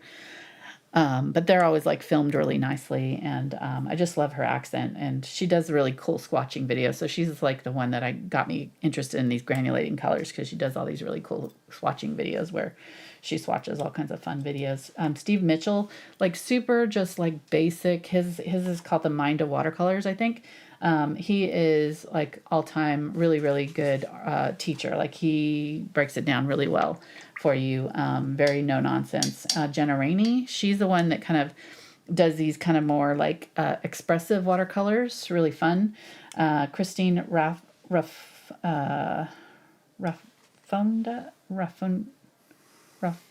Kristine Rapohina. I'm so sorry, Kristine. Like I'm friends with this girl. Like sorry, Kristine. I'm like I apologize. We did some Patreon stuff together. Like so I know her and I should know her name, her last name, how to say her last name, but I don't. She's got some really cool art kits. She sells these kind of art kits on her website and brushes and things. Sarah's also got a set of brushes that she sells. And she also sells these watercolor gouache sets that are really cool. That have like little mini tutorials with the kit. And then Jean Haines, she's like an all-time classic. She has like a set of watercolors from Daniel Smith that is amazing, and she's got some really cool things. So those are my heavy hitters. I'm sure I've missed a few people, and I apologize if if I've missed anybody that's like, if I watched your videos and didn't give credit. Right, exactly. If I watched your videos, and they won't know. They won't know that I watched them. But anyhow, there were there's just a lot of really fun watercolor artists out there. So I'm loving this. Actually, I'm pretty proud of that one. Look at how pretty that is.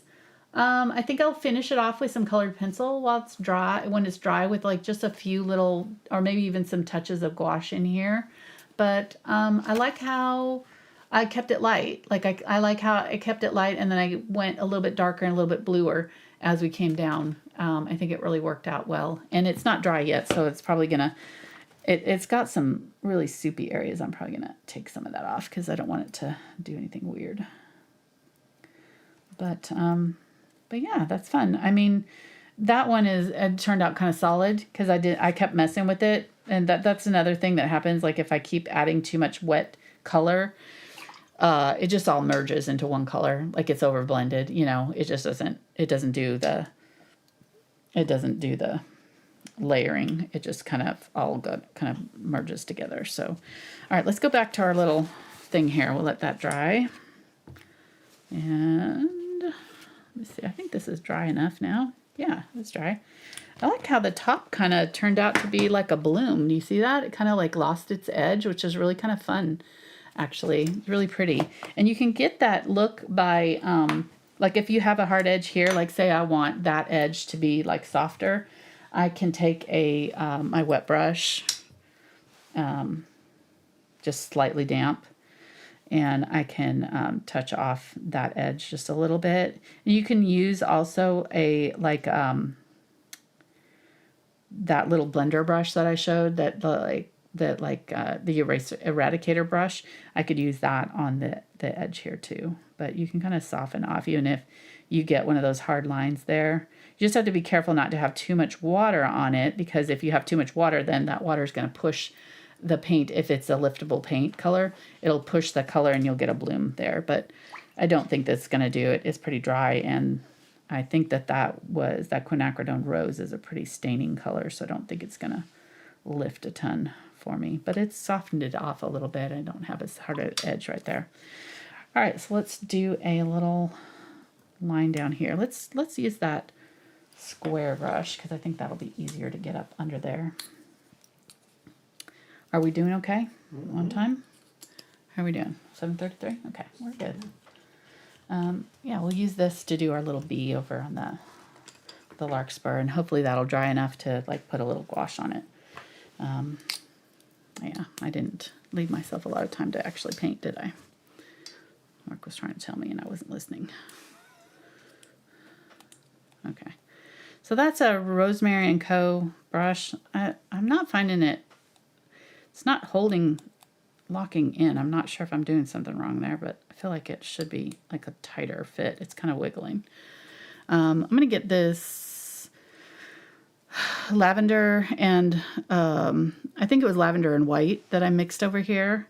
I'm going to use that and maybe a little bit of that purple. Maybe add a little bit of the green too, just like a gray color. I'm just going to use what's already on my palette over here.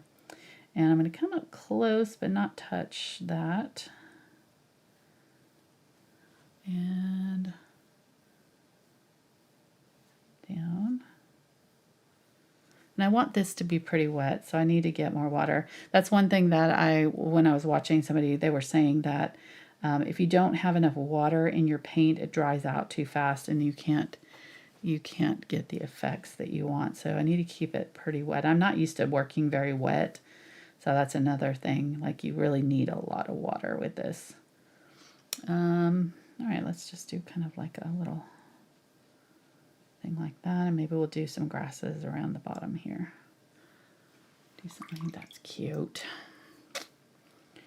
Cute, cute, cute. And so let's put some darker colors up here. Let me take off that wet edge there a little bit. And while that's wet, I think let's add some burnt sienna. Maybe some of that purple. I'll see how much that moves. I don't want it to go too far down, but I do want it like right up at the top. The nice thing about watercolors too is like when they're dry, you can put your next color next to it, and it only move to where it's wet. So it doesn't move into your dry areas, which is nice. So like here, I can go right up against that dry area, and I don't have to worry about it going into my my red. So let's say my light color is over here, so I'm just going to do this side and under there with that dark color and let it kind of merge down. And I can kind of help it out, but I really don't want to mess with it too much. That's what I've done in the past. I've kind of like moved it and like tried to get it to do what I want it to do. And I think watercolors are like teenagers. They just don't want to be told what to do. So you just have to kind of let them be. Let them be. You put your suggestion in and be like, I would like you to clean your room. And they'll be like, okay, or no. And you just have to live with it. So I'm putting Pimentite, which is a beautiful granulating color. I'm trying to get some granulating, and it's a little bit darker than that burnt sienna color. And it's like a rosy brown. I'm going to go just a little bit higher. And just kind of speckle that. And hope that some of this will stay kind of where it's at and not move too much. Okay, so there we go. Fun. I mean, I do find that super fast. Gosh, so fast getting this, I really want more color on here, and I know you can layer on here. I need to make sure that I don't touch it into here. So what I think I'm going to do is use this Pimentite and some of the magenta. Ooh, that's a pretty color, isn't it? Let me see if I can get a shadow on here without messing up what's already here. So I want to use a little bit thicker paint, I think. That's going to keep me from with my glaze, but then I need to soften off those edges with just some damp brush here and try to get that to blend in. Okay, that worked. Hopefully it won't. I feel like I'm probably touching it too much.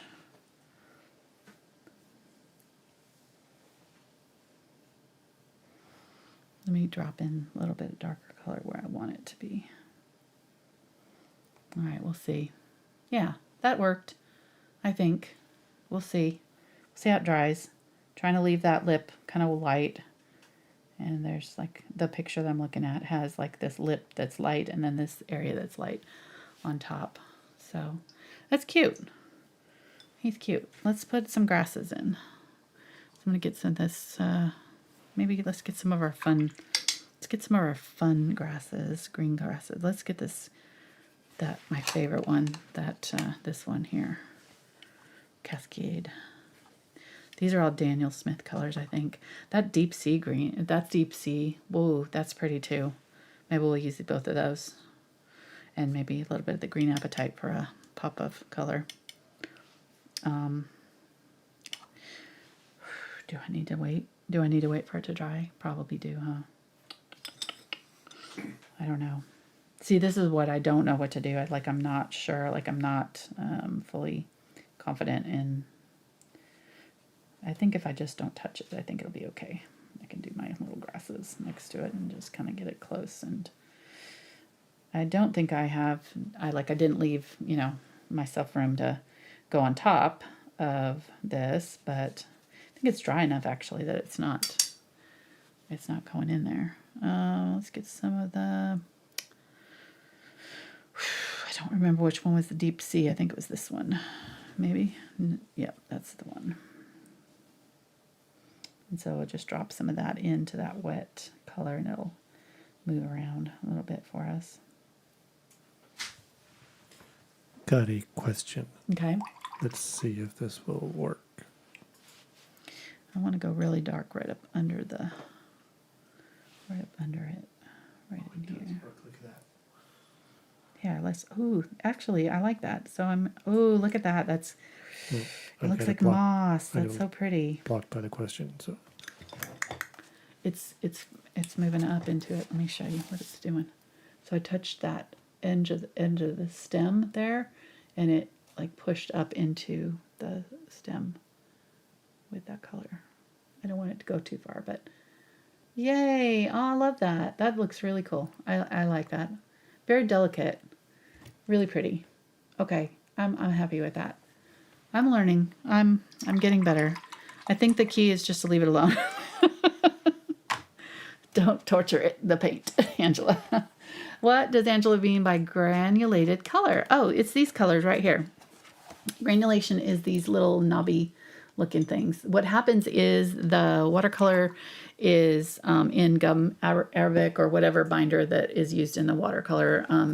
Core has its own binder, but basically they're all intermixable. Some use honey as the binder, anyhow, but it's kind of like acrylics in that way. You've got a binder and then a pigment, and your pigments are, with watercolor, they're either ground really fine or they're a little bit chunkier, and the chunkier ones are heavier and they fall to the bottom in little clusters, and then the lighter colors float to the top. So some of these colors here, like this one was Gouache and phthalo green, and this one was phthalo green and quinacridone gold. Phthalo green is not granulating, but the other colors, both of these other colors are granulating. So what happens is the non-granulating color kind of floats to the top and stays even, and then the granulating colors kind of create these little muddy bits, and they kind of like spread and they change colors and stuff. So these ones up here, well, green apatite is a color that's a genuine, it's one of the Primatex colors of Daniel Smith. It's a naturally granulating green. It's a natural pigment that's like this, and but like Deep Sea and Cascade Green are mixtures. This one, the Lunar Blue, is also a mixture, which has multiple pigments in them, 2 or 3 in each one. And but I've tried to mix these, and even knowing the pigments that they're using, I think they're using different formulations of those pigments, because I could not get these exact colors from the pigment colors that were on the tubes. I tried in multiple of my tests on my notebooks to do it. So that's why I'm thinking I'm going to go ahead and bring these, because I really like these colors, and I really wasn't able to exactly capture the beauty of them on my own by mixing them. But yeah, the granulating colors have these like little fuzzy bits, like they just dry with these little bits of grains. It looks like, like almost like sandy texture. They don't feel sandy, they're like smooth, but it's just that pigment clusters into little groups as it dries and spreads and does these really cool effects that you don't get like from, the cerulean. The cerulean has slight granulation, but it's more of a smooth color. This one was that buff titanium and goethite and lavender. So it had 3 granulating colors in there, and so it's got a lot going on. But yeah, really fun. I just find them just super beautiful. And really on this one, I didn't use very much granulation except for in that piemontite in the shadow area. But these, all of this are quinacridones, and none of those are granulating. So I don't have any granulation in this top area, but right up under there is a little bit of granulation, and down in the mosses is granulation. So yeah, I like it. I just like the softness of watercolor too. It's really pretty. Now you can get darker colors, you just have to layer it. And I'm afraid of layering because I'm afraid of it. I'll get there. I know I will. I just have to keep trying. But I'm not used to like not knowing what to do. And it's like really triggering for me. I just don't like it. So the teacher becomes the student. Exactly. You have to follow your own advice. I'm not very good at it, at listening. To yourself. To myself or to other people. And I'm just so used to doing things a certain way with acrylics that I just, when I try to do it with watercolor, it does not work. So I'm trying to adopt the watercolor mindset here. Got another question real quick. Okay, yeah, do it. They would like to know, where'd you get the plastic file holders that snaps closed? I got those at Walmart. I just got them this weekend when we were at Walmart. Oh. Yeah, I got a multi-pack of them. They're great. Yeah, they came in different colors, and they were big enough for my 9x12 papers because I couldn't get my 9x12 papers in my binder. I made a binder for my color mixing. Yeah, since it's back to school year, they had all those school supplies. Right, right. Okay, let me put my little bee in here. I want to do him. This will be interesting because I don't know how to do the wings. I'm probably going to have to paint around it, huh? I can't paint the wings on lighter and then paint the bee on top of the black. So I'm going to have to paint around the black. So let's do the wing color. Maybe get a little bit of the quinacridone gold and yeah, that's good. The buff titanium and the lavender. This is good for me too because then I'm kind of getting familiarized with my colors here a little bit more. So I'm going to put my wings on there and here.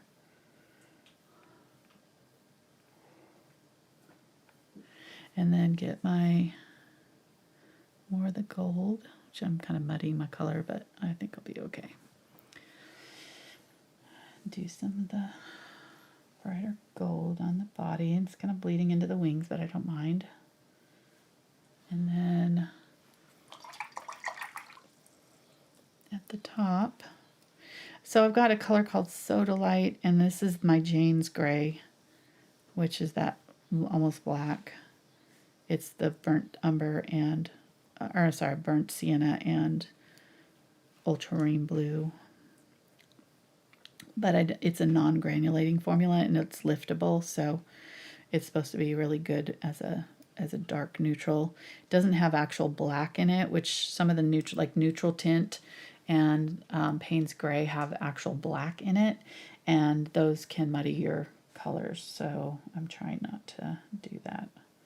So let's do his little heads there, and give him those little whiskers or little antenna, not whiskers.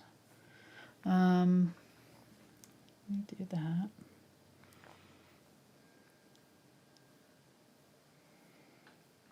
And then do his little body with the dark color. And I'm going to try to leave a little bit of the light. It's kind of touching the wings, but I'm not hating that.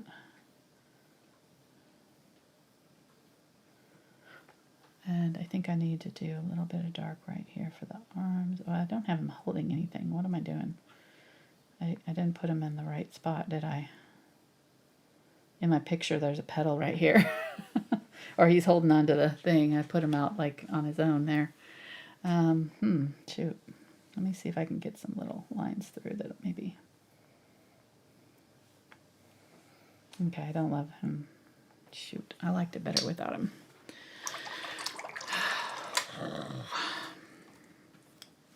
Bummer. Okay, let me get some purple. So this is what I do. I'm like, I don't love it. Let me fix it. Let me add some other colors to it, and that'll do it. see. Maybe it'll help. I don't know. So I think that the wings need to be a little bit more lavender-ish. And he's not great. Shoot.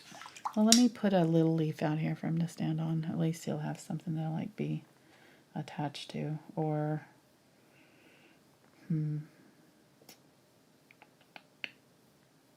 because he's not really doing much, is he? He's just kind of sitting there. It's okay. He can sit there. Yeah, but he's not on anything. He could be. He could be flying. Well, he could be flying by, but he's not really flying though. His wings are down. Well, you just caught him on a downbeat. Okay. Okay, so I think one thing that I'm seeing is he's like flat, so I'm going to use the burnt sienna and just kind of add some dark burnt sienna around the sides there. There's another question came See in. if it comes in. Okay.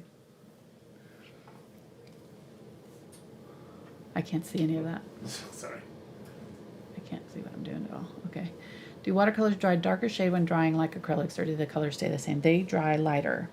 So that has been like the opposite for me. You know, I'm used to them drying light, darker, you know, and yeah, so that's been an adjustment too. It's like they're opposite in every way that you can think of, pretty much. I mean, like, yeah, it's been interesting.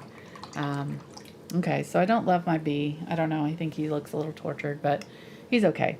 Let's put a little bit of gouache in there. So let's try the gouache. I'll show you kind of what you do with it. And I'm gonna put it on my palette over here. Well, you can't see that. I'll do it on here, just in the corner, just a little bit. So it's just like acrylics. It comes out thick, and it's again just watercolor that are opaque.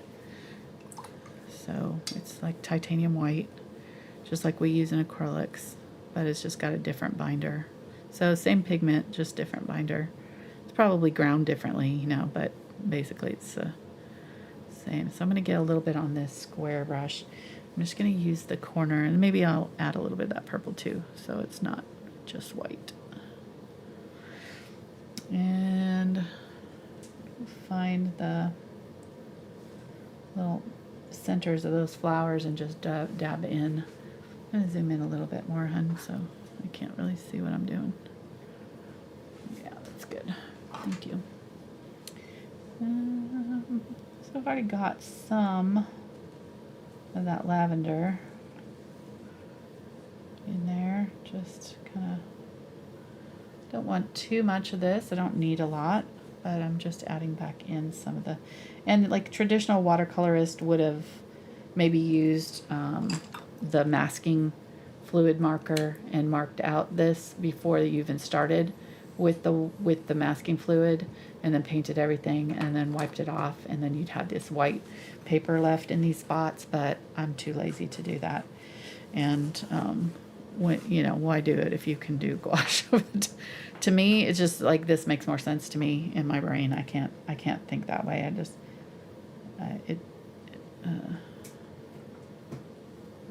I'm not used to it. I maybe eventually, but I'm just not used to it. All right, so we're gonna have to end for tonight because we're getting close to our regular end time. Did he just What? Did he just Yeah, he did. He just was like, fitsy. It's like, finally. Let's add a little bit of white sparkle to our wings on the bee. Just a few little dabs. Maybe a little right here on his eye. Okay, so I don't hate him. With the gouache, it helped kind of bring back the glow. And then I think maybe I might add just a really dark, maybe get a little bit of the burnt sienna to neutralize it. But go in here and kind of go around my gouache and darken up. Just a few little dabs of darker purple in those flowers there. I may not have needed to do that, I don't know. And I probably I probably should do a couple more layers, but I'm afraid to. Honestly, this is what I'm just gonna have to get over it and like figure out how to layer. I'm just not. I'm not. Let me do one. I'll glaze it. So I'll do magenta and Doxazine purple here, and I'll do a couple of these petals that I want, maybe a little bit darker.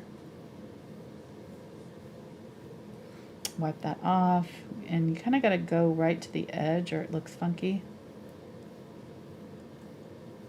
And then if you want it to blend out, you kind of have to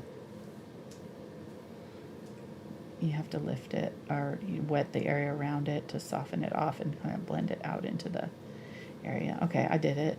It's not that bad. I need to stop. I just need to get over it and do it. I just, it's just scary. I don't know. Oh, but you're doing great. Oh, thank you. I think I'll get more comfortable with it the more I do it. It's just one of those things that like, so I feel your pain if you're new to acrylics and you, like, I get it. I do. When I get comments, about being afraid to mess it up. Yeah, I get it, because I'm there with you with this, new medium, new to me medium. I'm gonna get a little bit darker there just so that it kind of pushes out into maybe where it just did. It's not moving very much, so I don't think it's wet enough for it to move. This is here. This is where I fiddle, and I need to leave it. So don't mess with it, Ange, because it's gonna get muddy if I keep messing with it. So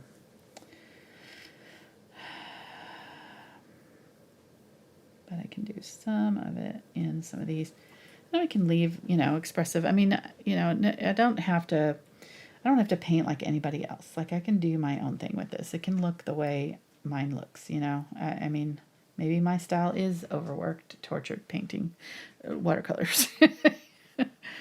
Who knows? Maybe I'll start a new craze for really overworked watercolors, but no, I don't think so.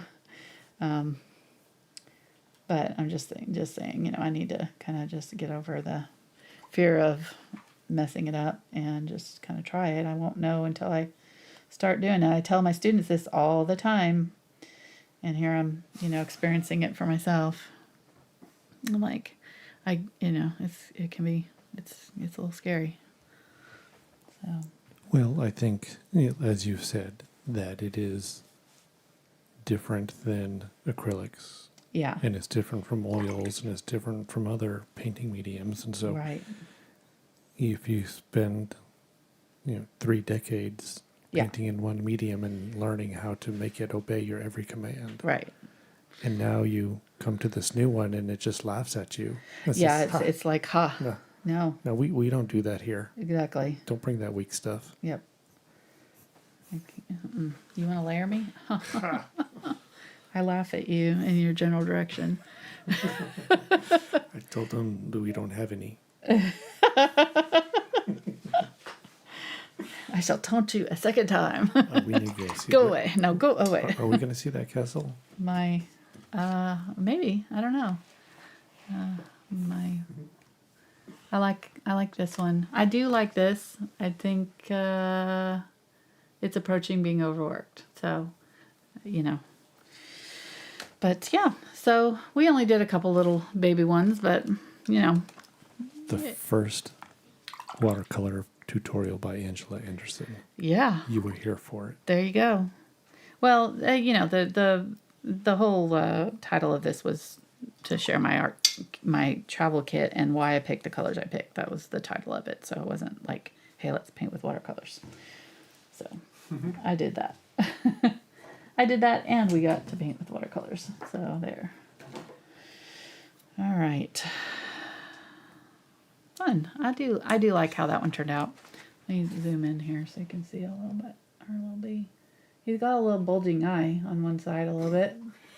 And he's been hitting the sauce. I like how it bloomed out right here when I added the gouache right there. Like, I love stuff like that.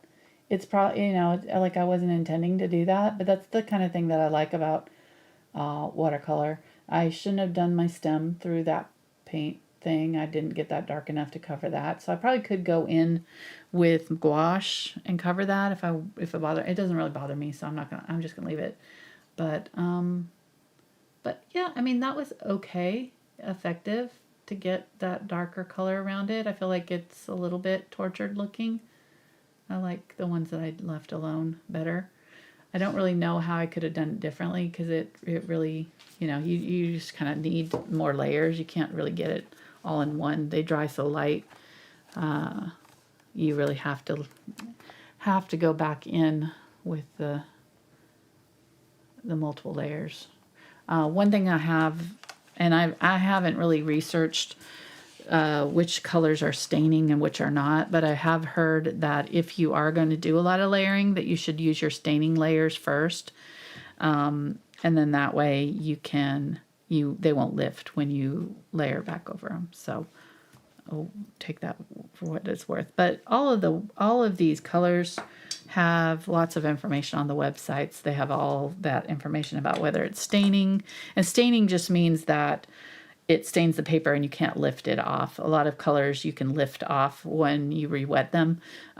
Staining colors don't lift as well, or at all. And I know that quinacridone and phthalo are both staining. All the phthalos are staining, and I think the quinacridones are too, or semi-staining at least. So they don't, like if I tried to lift this, it probably wouldn't lift off. If I tried, I don't want to though, because I really like it. I think I'm gonna leave it. I think if I did anything, I'd probably add, okay, let's do this. Let me show you. This is a technique too that I learned that I really liked. So say I want to kind of add more in this particular area. I can take my water, kind of wet this area, just kind of where I want the blooms happening, and then get my little color, maybe get some cobalt teal and jadeite, and just dab it in, and it'll move out from there just into the areas that I wet, and then I can dab off if I need to. So this is where I need to leave it alone though. I don't love those colors. I'm gonna kind of take those off. Yeah, soften that off, because I like the darker colors better that I had before. I don't know what I did with them. They're over here. That deep sea green. This one. Right? No, that's green apatite. This one, deep sea. So I'll just go in with some of that.